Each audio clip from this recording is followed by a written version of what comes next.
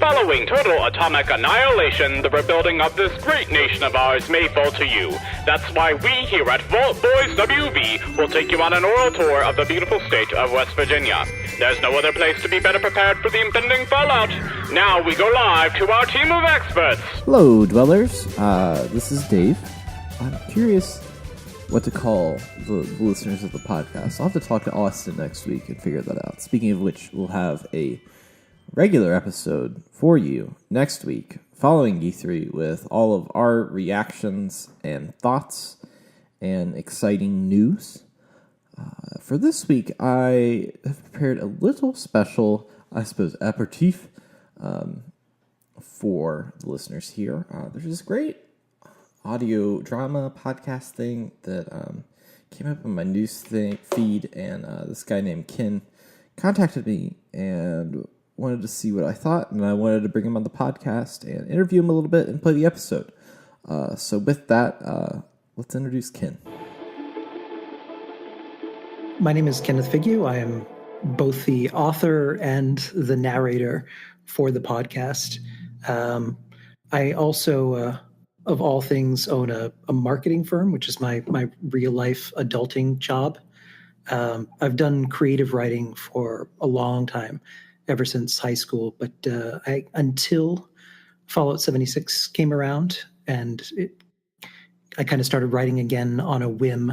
I hadn't written anything personally, creatively, for probably a good decade now.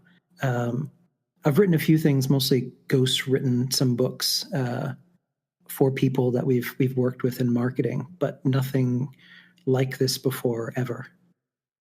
So would you say that it automatically translated into the podcast or audio drama, or was it more just, I'm going to sit down and write some stuff and see if there's a story there? No, it just kind of happened. We were playing Fallout 76 one night and had quite a few beverages, and were in the high school up in Grafton. And we were in there. We started reminiscing about high school as we were killing things and our experiences there. And I remembered this guy from high school that was your typical jock, bully, pain in the butt, that was named Chad. And then the four other people in the group all had a Chad of some fashion in their lives. Like, one was just a drunken uncle. Another one was a boss who was kind of a washed up high school jock that didn't really go anywhere. And I thought it would be kind of funny to write these short journal entries about someone who was dealing with a Chad that they had grown up with, and now they're stepping out of the vault into this open world. And unlike high school, where when it's over, you kind of walk out that door, and aside from seeing them in the newspaper or maybe running into them again at a high school reunion, you really don't see that person ever again. In this world, I wondered what it would be like to have that person just kind of doggedly pursue you and never quite finish making your life miserable. So I wrote just a few short paragraphs that I shared in some of the Fallout 76 groups that went unexpectedly viral. So as long as people were enjoying them, I started writing more and ended up with 23 of them in all. A lot of them, what made them work was the visual to go along with the writing, and some of the glitches and weirdness in the game made for the best fodder for writing, whether it was scorched heads kind of clipping to the front of your body in a kind of hilarious way, right. Or people exiting power armor but being stretched out, looking like a living Wendigo with extended limbs. I remember discovering that particular glitch. That was quite I mean, they're hilarious when you actually just sit back and appreciate it for what it is. People had started suggesting that they should be turned into a book or a podcast or something like that. So eventually enough people appreciated them that I thought, what the hell, I would give it a go. And so it came to be. So was this your first time playing a Fallout game, or have you gotten into the series before this one? Oh no, I started with Fallout 3. I wish I could be that person that said I started out with Fallout 1, but way back in the day. But no, I started with Fallout 3, which I think a lot of people did. And up until that point, I mean, I'd been playing games my entire life, but that first moment when I stepped out of the vault and the world opened up all around you was a really powerful, goosebumpy moment. I loved the lore and the alternative universe and the whole 1950s retro futurism really spoke to me. And I fell in love with that game and moved on to 76 and then Fallout 4 and now to Fallout 76. So for this particular project, other than the game itself and of course the titular antagonist of it, what were some of the inspirations behind the stories that you've already told? It doesn't come from any one place. One of the things that I guess has become an asset working with people in marketing is I have almost a high, for lack of a better word, like an empathic ability. So I can put myself into someone's shoes or someone's head and can come up with a story based on who they are, what makes them tick, what their likes or dislikes are, and what makes them a person. It helps with like branding and identity, where someone will come to me and they're trying to make a product or tell a story, and they forget that people don't really connect with a thing. They connect with things that they can connect to. They can feel good about something or can relate it to something personal in their life. So I think a lot of the stories about what happens to this person just come from a place of following him out into the world and going from this kind of optimist that he starts out as from day one and becomes someone completely different by the time we get to the end of the season, where you kind of realize that you become what you hate. And along the way, there's a lot of dark humor, and he has a very sarcastic, you've got to be kidding me way of looking at what happens to him. He's kind of a pathetic hero in a way, in that he never quite gets a break throughout the entire series. So what do you hope to achieve writing these episodes, doing this stuff? Is this do you have any goals for this hobby? I know that you said before to me that more in that hobby world, but what are your goals right now with it? I'd like for people just to appreciate it, or even to just check it out, listen, and laugh. To me, that's the most important thing. Right. I think everything is so serious, especially I think the older that you get, you lose this kind of laughable approach to life or situations and start to look at everything as serious or a threat, or, you shouldn't be laughing at that. No, you should be. If you can't, then what's the point? It would be great to just have people enjoy this for what it is. And if anything, maybe look at the Fallout experience as in the way that I do. When the game launched, it obviously had some challenges from a launch standpoint.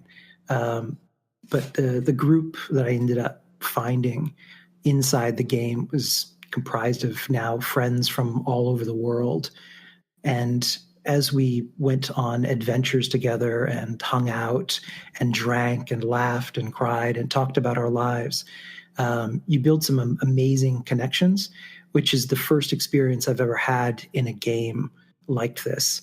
I've never played an online multiplayer game before, so being able to talk and hang with people has been amazing. I wanted people to be able to look at this game maybe through the eyes of the character and being able to look at it for the subtleties in the game that when you're so focused on grinding at White Springs or doing your 200th Queen run, that you look for some of the Easter eggs or the backstory that isn't kind of spoon-fed to you in the way that it was delivered previously. If you look at some of the detail that they've put in the holotapes or the notes and follow that around like breadcrumbs, there's actually some really amazing mini stories in the game and Easter eggs that you can really appreciate. There's one thing that just occurred to me. You can kind of weave back in. I think a lot of where this comes from and the sound came from my grandmother, of all things. When I was little, she used to take me to the library every weekend, like clockwork. And I hang out in the children's room up until I was 12, when it was this big old Victorian building and the adult rooms were upstairs. So one weekend I just got bold and I wandered up this gigantic staircase, and upstairs in the adult section, there was this kind of open amphitheater feel with like 3 layers of balconies, and it had these amazing wrought iron staircases. So I tramped up one and found the darkest corner of the entire building. And in there, it was just floor to ceiling with dusty old records. And I'd never seen one before. So I took a look through some of them and saw one that was an audio drama, and it was called Lights Out, Murder Castle, and checked it out of the library and played it on my dad's record player at home. And I'd never heard anything like it. I think back then, before TV, the writers and producers of audio drama back then had a mastery of creating storytelling through atmospheric sound, where you can almost see a ghost coming at you down a hallway or see blood pooling on the carpet from someone who's being murdered. They did that through sound alone, and it was kind of left up to your imagination. So I think a lot of the feel of this, it was important to me to kind of create the kind of environment that you could picture what was going on and feel the space that the character was sitting in, even in using directional sound to kind of position where he would be in relation to the recording device that is capturing all of this on. And there are some subtle things that I did to take you from the tape to live action, where you kind of slowly drift out of that kind of recorded sound into being in the actual space and hearing, birds singing or water flowing or something like that. I have listened to both the episodes that are out now of your podcast, and I absolutely love it. I think it's great. It's so it feels like it feels incredibly professional. I was listening to it and I was thinking, this guy should make a portfolio, because this guy is going places in the in like the voice acting and writing world. I thought to myself, I was like, wow, this is something really special. So where can people find your podcast at? Fallout76podcast.com is the main website, but now it's up on Stitcher, Spotify, iTunes, pretty much everywhere podcasts are listed. This post-apocalyptic podcast contains some foul language, dark humor, and depictions of well-warranted violence. You have been warned. Proceed through the vault door at your own risk.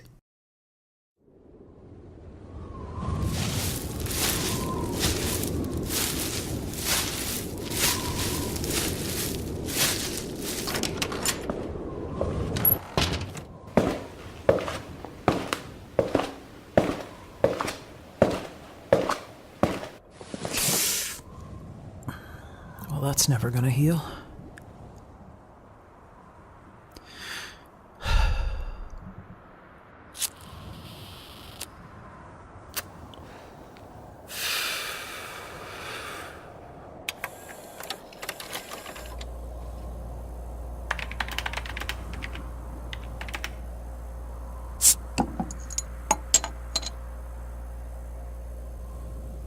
Begin recording. If someone other than me is listening to this, things didn't go according to plan, and I've likely been permanently atomized, with no chance this time of resurrection. And that's okay. Fuck it. Before I go, I've got a case of Nuka-Cola Quantum and 3 hours of green pixelated pornography to watch on my Pip-Boy. So, if this is to be the final record of my life, I'm going to make it a damn good one. I'm going to tell you a story of friendship and cannibalism, ascension STD, amazing moments beneath a starlit sky, banjos and time loops, pimps and hoes, lessons in dating, betrayal, and there's loss. Terrible loss. My name is Simon, and while you've never heard of me, I'd bet my last bottle of Nuka Shine that you've heard the name of my rival. We stepped out of Vault 76 together, along with the 500 that would reclaim Appalachia. Beyond that vault door were 2 roads that lay before us. I chose a road of light and hope. He chose another road, the avenue of wasteland dickhead. His name was Chad, and this is our story.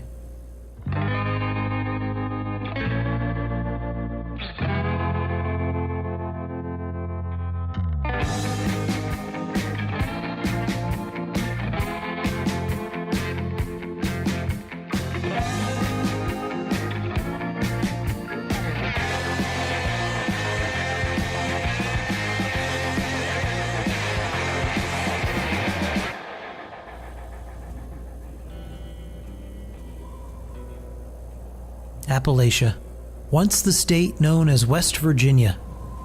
Before the Great War and devastation, it was a verdant swath of forest, mountains, and backcountry, teeming with wildlife. Now it's ruin. The only hillbilly left cooking up moonshine out here now is a drunk-ass robot named Bev. But I've already told you about him. Tonight I want to tell you about Chad. Did you ever wonder why everyone, everywhere, knows a Chad? They are as common as a case of radworms, persistent, annoying as all fuck, and ever constant. Chads borrow your tools and don't return them.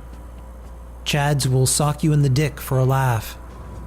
Chads will raw dog your girlfriend, boyfriend, fiance, or sex spot when you're not home, and then make you sniff their fingers at work with a smirk on their face. That's what a Chad is. But let me tell you how I met my Chad. Stop recording. Seek journal entry. Seek entry, day 42.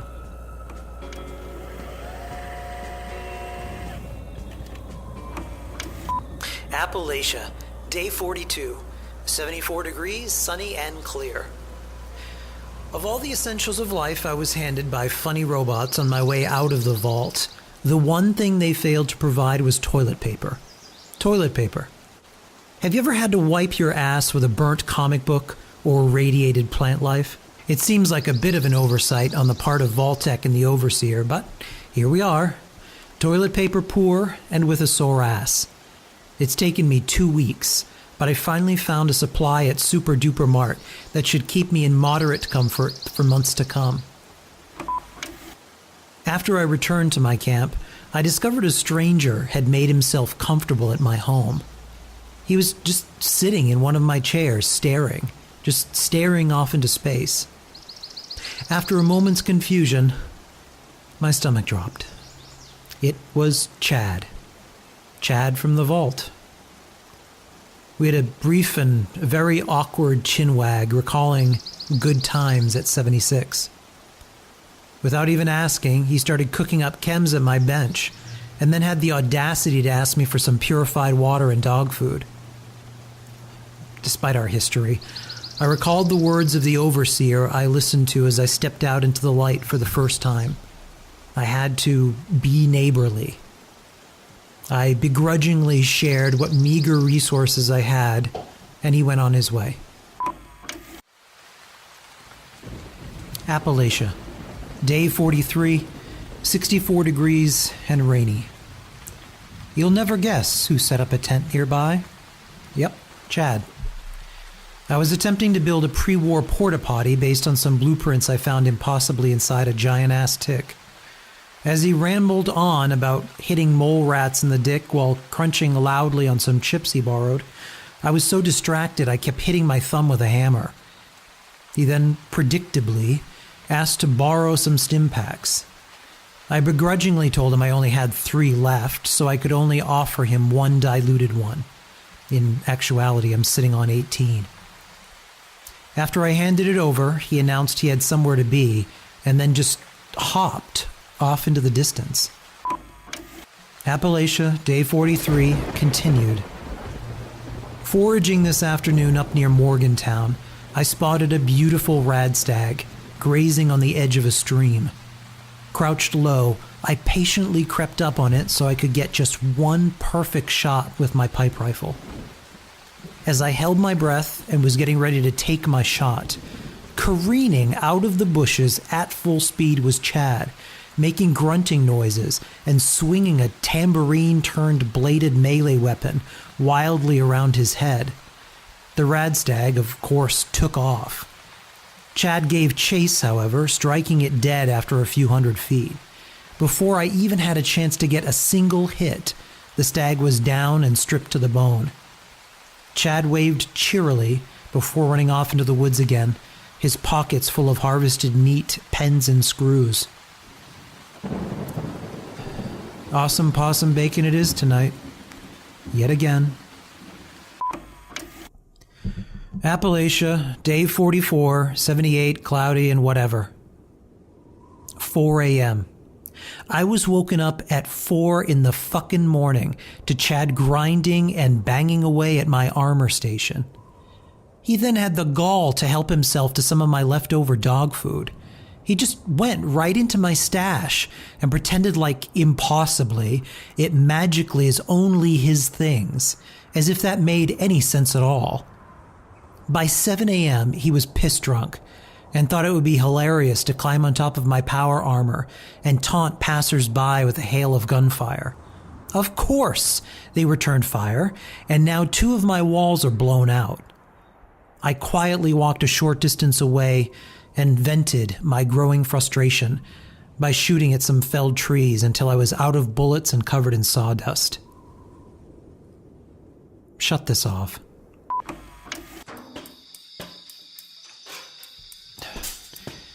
Appalachia, day 45. What the fuck time is it?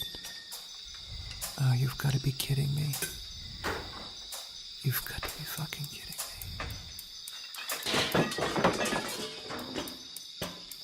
That's enough.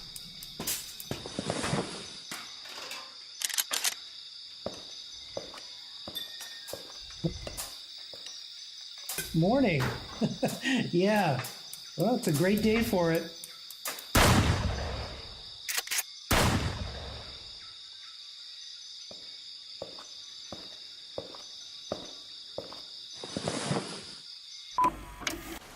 I shot Chad in the face today. Beautiful weather. Outlook is promising.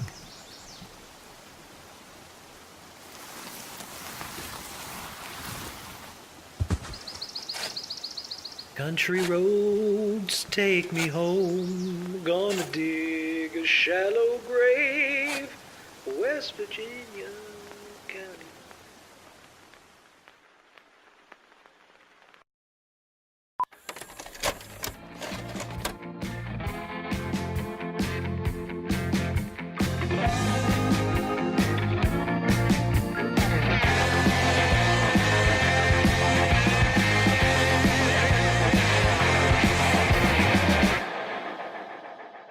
This concludes our first podcast, a test case of sorts, and I realize it is short, but the very first journal entry I wrote was.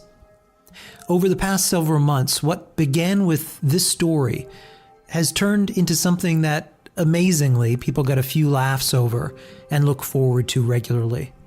So I kept writing. All bugs aside, what Bethesda has created here has had for me personally become the most amazing gaming experience in all my years.